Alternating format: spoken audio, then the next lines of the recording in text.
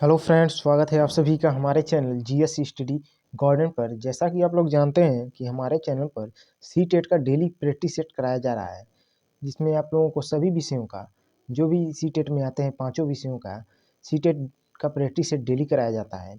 आप लोग हमारे चैनल पर डेली विजिट करते रहिए। अगर आप लोग हमारे चैनल को पहली बार विजिट कर रहे हैं तो प्लीज़ चैनल को लाइक शेयर और सब्सक्राइब जरूर कर दें, और ऐसे ही बेहतरीन वीडियो का नोटिफिकेशन पाने के लिए बेल आइकन को अवश्य प्रेस कर दें। आज हम लोग बाल विकास का तीसरा प्रैक्टिस सेट देखेंगे। अगर आप लोग पिछले दो प्रैक्टिस सेट नहीं देखे हैं तो हमारे चैनल पर जाकर देख सकते हैं। चलिए इस वीडियो को शुरू करते हैं, और अपना स्कोर कमेंट बॉक्स में ज़रूर बताइएगा। कम समय में इसको हम लोग कंप्लीट करेंगे, ज़्यादा टाइम वेस्ट नहीं करेंगे। चलिए देखते हैं। पहला क्वेश्चन दिया है, प्राथमिक स्तर पर एक शिक्षक में निम्न में से किसे सबसे महत्वपूर्ण विशेषता मानना चाहिए। प्राथमिक स्तर की बात कर रहा है। प्राथमिक स्तर पर शिक्षक में निम्न में से किसे सबसे महत्वपूर्ण विशेषता मानना चाहिए। ऑप्शन ए दिया है शिक्षक पद्धतियों और विषयों के ज्ञान में दक्षता। ऑप्शन बी दिया है अति मानक भाषा में पढ़ाने में दक्षता। ऑप्शन सी दिया है पढ़ाने में उत्सुकता। ऑप्शन डी दिया है धैर्य और दृढ़ता। तो देखिए, कोई भी कार्य करने में धैर्य और दृढ़ता का महत्वपूर्ण योगदान होता है। तो यहाँ पर देखिए, शिक्षक के लिए जो है उसके प्राथमिक स्तर पर सबसे महत्वपूर्ण जो विशेषता माना जाना चाहिए, धैर्य और दृढ़ता। तो इसकी जो राइट आंसर हो जाएगा ऑप्शन डी। चलिए आगे चलते हैं। दिया है खाली स्थान दिया है, इसमें क्या होगा, को एक अभिप्रेरित शिक्षण का संकेत माना जाना चाहिए। मतलब इसमें से बताना है किसको आप एक अभिप्रेरित शिक्षण का संकेत मानेंगे। ऑप्शन ए दिया है विद्यार्थियों द्वारा प्रश्न पूछना। ऑप्शन बी दिया है कक्षा में एकदम खामोशी, कक्षा में अधिकतम उपस्थिति। ऑप्शन डी दिया है शिक्षक द्वारा दिया गया उपचारात्मक कार्य। तो देखिए, इसका राइट आंसर जो हो जाएगा, अभिप्रेरित शिक्षण का सबसे महत्वपूर्ण संकेत है विद्यार्थियों द्वारा प्रश्न पूछना। मतलब जो है शिक्षण बहुत अच्छे तरीके से हो रहा है और विद्यार्थी उस पर अपनी प्रतिक्रिया दे रहे हैं, पूछ भी रहे हैं, तो अच्छा संकेत माना जा सकता है। बाकी खामोशी एक निगेटिव है शब्द है, और कक्षा में अधिकतम उपस्थिति से शिक्षण पर कोई असर नहीं होने वाला है। और देखिए, शिक्षक द्वारा दिया गया उपचारात्मक कार्य ये भी नहीं है, तो ऑप्शन ए इसका राइट हो जाएगा। अगला देखते हैं। निचली कक्षाओं में शिक्षण की खेल पद्धति मूल रूप से आधारित है।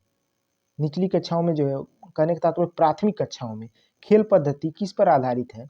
विकास एवं वृद्धि के मनोवैज्ञानिक सिद्धांतों पर, शिक्षण के समाजशास्त्री सिद्धांतों पर, शारीरिक शिक्षा कार्यक्रमों के सिद्धांतों पर, या फिर ऑप्शन डी दिया है शिक्षण कार्यों के पद्धतियों पर। तो देखिए, निचली कक्षाओं में जो खेल जो आधारित होता है वो होता है वृद्धि और विकास के मनोवैज्ञानिक सिद्धांतों पर। तो इसका ऑप्शन ए जो हो जाएगा राइट हो जाएगा। चलिए आगे देखते हैं। ये देखिए इंपॉर्टेंट है, आ चुका है एग्जाम में कई बार। बच्चे को समझना, परामर्श का उद्देश्य क्या है।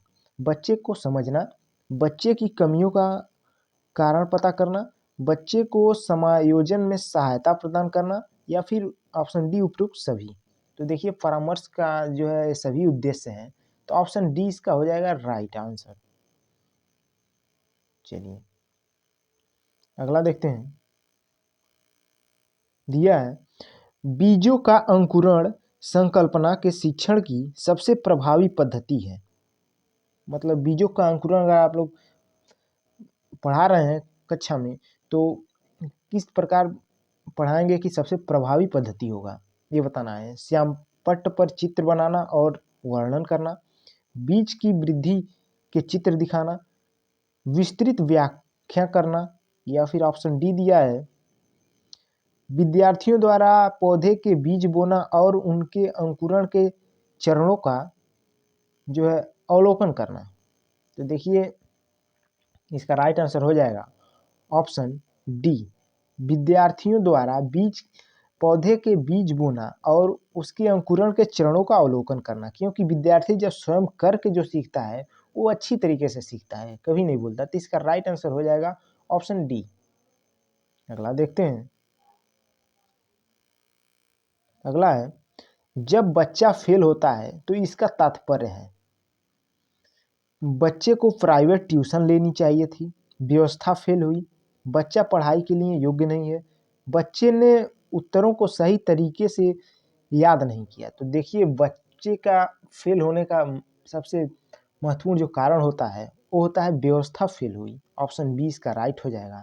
ना कि आप लोग ये मत कन्फ्यूजन में रहिएगा कि बच्चे ने उत्तरों को सही तरीके से याद नहीं किया या लिखा नहीं। तो इसका आंसर ऑप्शन बी। चलिए देखिए, समावेशी विद्यालय से संबंधित क्वेश्चन सीटेट में 1-2 क्वेश्चन अक्सर आ जाते हैं हर बार। समावेशी विद्यालय क्या होता है बताना है। शिक्षार्थियों की योग्यता के अनुसार उनकी सीखने की आवश्यकताओं को निर्धारित करता है। ऑप्शन ए दिया है। ऑप्शन बी दिया, शिक्षार्थियों की क्षमताओं की परवाह किए बिना सभी के अधिगम परिणामों को सुधारने के लिए प्रतिबद्ध है। ऑप्शन सी दिया है, शिक्षार्थियों के मध्य अंतर करता है और विशेष रूप से सक्षम बच्चों के लिए कम चुनौतीपूर्ण उपलब्धि उपलब्ध कराता है। देखिए अंतर करता है, ये निगेटिव शब्द है, वैसे ही गलत है। ऑप्शन डी देखते हैं, विशेष रूप से योग्य विद्यार्थियों के अधिगम परिणामों को सुधारने के लिए विशिष्ट रूप से प्रतिबद्ध है। विशेष रूप से योग्य विद्यार्थियों को, ये भी देखिए निगेटिव शब्द है, ये भी गलत है। तो इसका राइट जो आंसर हो जाएगा ऑप्शन बी, शिक्षार्थियों की क्षमताओं की परवाह किए बिना सभी के अधिगम परिणामों को सुधारने के लिए प्रतिबद्ध होता है। समावेशी शिक्षा मतलब सभी प्रकार के जी विद्यार्थी जो होते हैं उनको सभी को एक समान रूप से पढ़ाया जाता है। चलिए आगे देखते हैं। ऑप्शन डी 8वां क्वेश्चन है, प्रतिभाशाली शिक्षार्थी को ऑप्शन ए दिया है अधिगम निर्योग्य नहीं हो सकते हैं। ऐसे सहयोग की आवश्यकता होती है जो सामान्यतः विद्यालयों द्वारा उपलब्ध नहीं कराए जाते हैं। शिक्षक के बिना अपने अध्ययन को व्यवस्थित कर लेते हैं, अन्य शिक्षार्थियों के लिए अच्छे मॉडल होते हैं। तो देखिए प्रतिभाशाली शिक्षार्थी को ऐसे सहयोग की आवश्यकता होती है जो सामान्यतः विद्यालयों द्वारा उपलब्ध नहीं कराए जाते हैं। ये आ चुका है सीटेट एग्जाम में, इसको आप लोग विशेष ध्यान दीजिएगा। ऑप्शन 20 का राइट हो जाएगा। सॉरी 9वां देखिए, के कारण प्रतिभाशीलता होती है। किसके कारण प्रतिभाशीलता होती है? मनोसामाजिक कारकों के कारण। ऑप्शन बी दिया है अनुवांशिक रचना के कारण। ऑप्शन सी दिया है वातावरणीय अभिप्रेरणा के कारण, या फिर ऑप्शन डी दिया है बी और सी का संयोजन। तो देखिए, तो इसका राइट आंसर हो जाएगा ऑप्शन डी, बी और सी दोनों, मतलब अनुवांशिक रचना और वातावरणीय अभिप्रेरणा के कारण प्रतिभाशालिता होती है। चलिए आगे देखते हैं। देखिए अगला देखिए, शिक्षक एवं शिक्षार्थी के मध्य संबंध होना चाहिए। मतलब शिक्षक और शिक्षार्थी के मध्य किस प्रकार का संबंध होना चाहिए? स्नेह का, विश्वास का, सम्मान का, या फिर ये सभी? तो देखिए शिक्षक एवं शिक्षार्थी के मध्य सभी प्रकार के संबंध होने चाहिए। तो ऑप्शन डी इसका राइट हो जाएगा। चलिए आगे देखते हैं। बच्चा किस प्रकार सीखता है? पुस्तकें पढ़कर, परिचर्चा द्वारा, प्रश्न पूछकर, या फिर कई प्रकार से? देखिए बच्चे कई प्रकार से सीखते हैं, खेलकर, पढ़कर, सुनकर, करके। तो इसका राइट आंसर हो जाएगा ऑप्शन डी। चलिए अगला देखते हैं। अगला है, बच्चे की जिज्ञासा शांत करनी चाहिए। ऑप्शन ए दिया है जब शिक्षक फुर्सत में हो। ऑप्शन बी दिया है जब विद्यार्थी फुर्सत में। ऑप्शन सी दिया है कुछ समय के पश्चात। ऑप्शन डी दिया है तत्काल जब विद्यार्थी द्वारा जिज्ञासा की गई हो। तो देखिए इसका राइट आंसर हो जाएगा ऑप्शन डी, तत्काल जब विद्यार्थी द्वारा जिज्ञासा की गई हो तब बच्चे की जिज्ञासा शांत करनी चाहिए, तुरंत उसकी जिज्ञासा शांत करनी चाहिए। चलिए अगला देखते हैं। देखिए छात्राएं, ऑप्शन ए दिया है अपनी उम्र के लड़कों की तरह गणित में अच्छी हैं। देखिए इंपॉर्टेंट है, मोस्ट इंपॉर्टेंट है। लड़की उम्र के देखिए दिया है छात्राएं अपनी उम्र के लड़कों की तरह गणित में अच्छी हैं। ऑप्शन बी दिया है अपनी उम्र के लड़कों की तुलना में अस्थायी अवधारणाओं के कम कुशलतापूर्ण निष्पादन करती हैं, भाषिक और संगीत संबंधित अधिक क्षमताएं रखती हैं। छात्राओं के बारे में बता रहा है विशेषता कौन सा हो सकता है। ऑप्शन डी दिया गणित के सवाल अच्छे से सीखती हैं, लेकिन उन्हें तब कठिनाई आती है जब उनसे उनके तर्क के बारे में पूछा जाता है। तो देखिए इसका राइट आंसर हो जाएगा ऑप्शन डी, वैसे ही रॉन्ग है। तो इसका राइट आंसर जो हो जाएगा ऑप्शन ए, अपनी उम्र के लड़कों की तरह गणित में अच्छी है। ऐसा नहीं है कि लड़कियां जो है गणित में या फिर भाषा में कमजोर होती हैं। इस प्रकार के निगेटिव शब्द जो होते हैं वो अक्सर सही नहीं होते हैं, इस पर आप लोग ध्यान मत दीजिएगा। चलिए, लड़कों की तरह अच्छी होती हैं। अगला देखते हैं, बाल मनोविज्ञान के आधार पर कौन सा कथन सर्वोत्तम है? सारे बच्चे एक जैसे होते हैं, प्रत्येक बच्चा विशिष्ट होता है, कुछ बच्चे विशिष्ट होते हैं, कुछ बच्चे एक जैसे होते हैं। तो देखिए, बाल मनोविज्ञान के आधार पर प्रत्येक बच्चा विशिष्ट बच्चा होता है, तो ऑप्शन बी इसका राइट हो जाएगा। चलिए आगे देखते हैं, ये देखिए कई बार आ चुका है सीटेट में, इस पर आप लोग डिसलेक्सिया, डिसग्राफिया, डिस्प्रैक्सिया और डिसलेक्सिया, डिसकैलकुलिया है, ये चारों के बारे में आप लोगों को पता होना चाहिए। हर बार पूछ देता है कि अक्षरों के पढ़ने को, शब्दों में अक्षरों के पढ़ने को कम क्रम को पढ़ने में कठिनाई का अनुभव करना और अक्सर चाक्षुष स्मृति का ह्रास से संबंधित है। मतलब चाक्षुष स्मृति पढ़ने में कठिनाई हो रहा है, तो जब पढ़ने में कठिनाई जब होता है तो उसको कहते हैं डिसलेक्सिया। तो ऑप्शन डी इसका राइट हो जाएगा।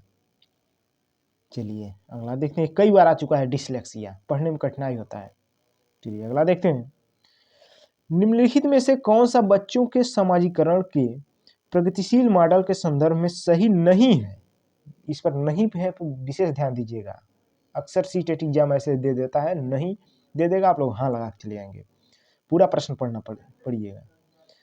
ऑप्शन ए दिया, समूह कार्य में सक्रिय सहभागिता एवं सामाजिक कौशल को सीखना। ऑप्शन बी दिया है, बच्चे विद्यालय में बताई गई बातों को स्वीकार करते हैं। ऑप्शन सी दिया है, कक्षा में प्रजातंत्र के लिए स्थान होना चाहिए। देखिए ऑप्शन डी दिया है, समाजीकरण, सामाजिक नियमों का अधिग्रहण। देखते हैं इसका कौन सा ऑप्शन सही है। देखिए, समाजीकरण में प्रगतिशील मॉडल के संदर्भ में सही जो नहीं है वो है ऑप्शन बी, बच्चे विद्यालय में बताई गई बातों को स्वीकार करते हैं। तो इसका राइट आंसर हो जाएगा ऑप्शन बी।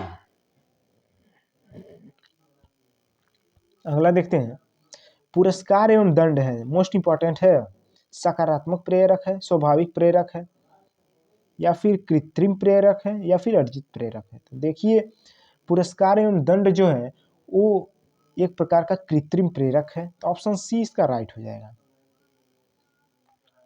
चलिए अगला देखते हैं, प्रचलित योजनाओं में नई जानकारी जोड़ने को किस नाम से जाना जाता है? समायोजन, साम्य धारण, आत्मसात्करण, संगठन। तो देखिए, प्रचलित योजनाओं में नई जानकारी जोड़ने को हम लोग कहते हैं आत्मसात्करण। तो ऑप्शन सी इसका राइट हो जाएगा। ये मोस्ट इंपॉर्टेंट है, आ चुका है सीटेट एग्जाम में।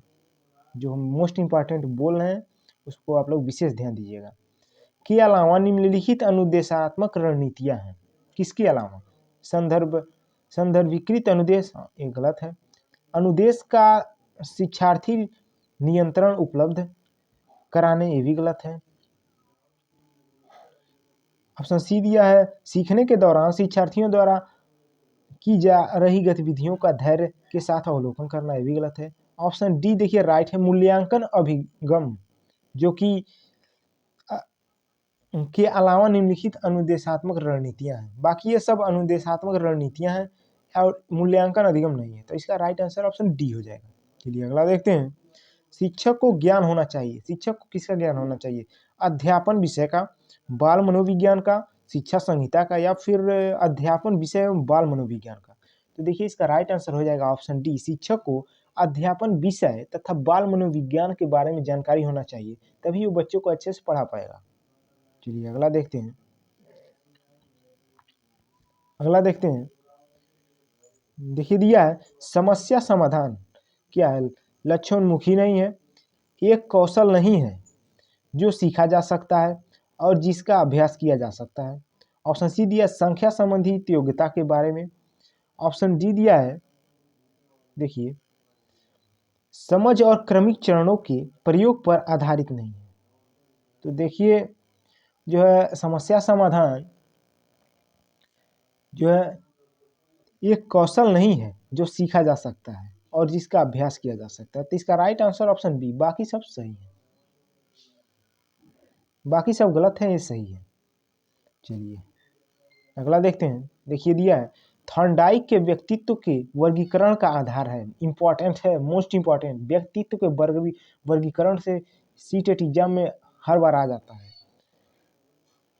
ऑप्शन ए दिया है शारीरिक गठन और शक्ल सूरत। ऑप्शन बी दिया है रचनात्मक और मौलिकता। ऑप्शन सी दिया है समायोजन और बुद्धि। ऑप्शन डी दिया है चिंतन और कल्पना। तो देखिए थॉर्नडाइक ने व्यक्तित्व का वर्गीकरण जो किया है वो किया है चिंतन और कल्पना के आधार पर। ऑप्शन डी इसका राइट हो जाएगा। चलिए अगला देखते हैं। निम्नलिखित में कौन सा भूलने का सिद्धांत है, बताना है। प्रतिस्पर्धात्मक अवरोध, प्रतिपकारी अवरोध, प्रतिबोध अवरोध, प्रतिच्छाई अवरोध। तो देखिए सी भूलने का जो सिद्धांत है वो है प्रतिपकारी अवरोध। ऑप्शन 20 का राइट हो जाएगा। चलिए आगे देखते हैं। अगला है, निम्नलिखित में से मानसिक विकार के लक्षणों को सभी दर्शाते हैं, सिवाय किसके? सिवाय सभी दर्शाते हैं। भग्नाशा के, तनाव के, संबंध के, चिंता के। तो देखिए इसका राइट आंसर हो जाएगा ऑप्शन सी, संबंध के अलावा सभी जो है मानसिक विकार के लक्षणों को दर्शाते हैं। अगला देखते हैं, zone of proximal development ZPD most important का प्रत्यय दिया, कई बार आ चुका है जेडपीडी।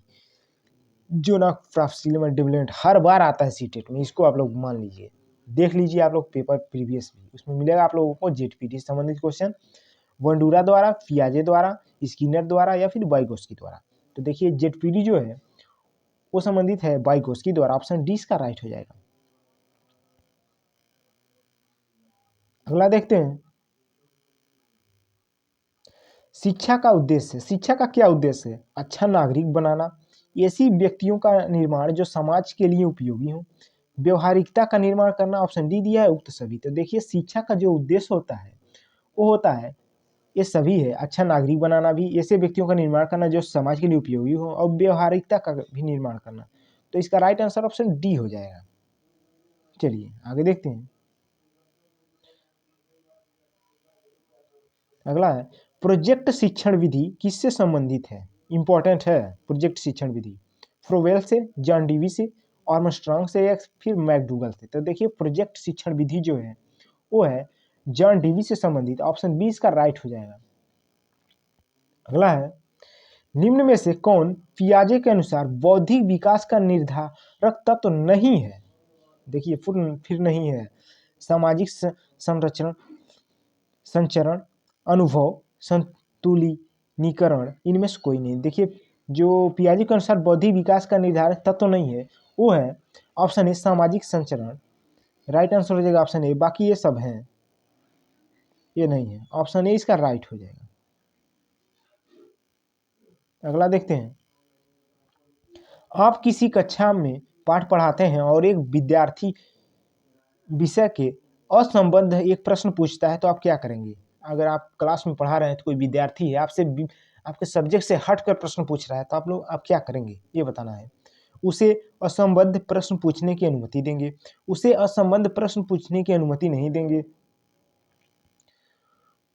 उसे गैर अनुशासित समझकर दंडित करेंगे, कक्षा के बाद प्रश्न का उत्तर देंगे। तो देखिए इसका राइट आंसर हो जाएगा कक्षा के बाद प्रश्न का उत्तर देंगे। Option D.